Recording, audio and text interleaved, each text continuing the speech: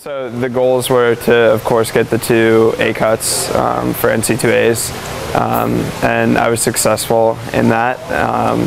So I feel as if I accomplished my goals, and in addition, the team really accomplished a goal of kind of stepping up the level of swimming to really compete with the top teams in the country.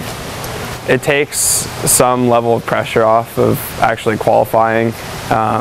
In reality, if you're close enough to the cut that you're in the top 20, 30 guys, you'll get invited to the meet anyway. But to have the actual cut takes some pressure off.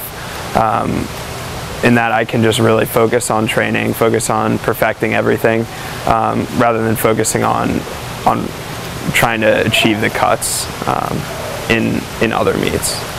As part of my preparation for the meet, I really dropped down my work a little bit to get to qualify for NCAAs and to get those cuts.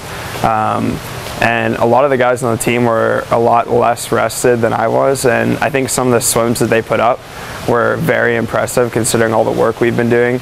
I mean, in addition to that, we had some great doubles. Some guys, we had one freshman do the 200 fly and then the mile in the next heat. Just things like that are very impressive and difficult to achieve, but we pulled it out pretty well.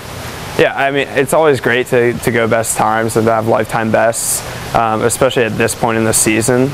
It did take some preparation mentally and also physically to get to that point of fitness, and then also to give myself a little break just so I was fresh. And of course, it's the fastest I've ever been, so I clearly made some progress this far in the season, and I think it's a good indicator of the success that this program will have this year, because I'm really just excited to see how everyone else swims, because if with that amount of rest, if I did what I achieved, it bodes well for the team as well.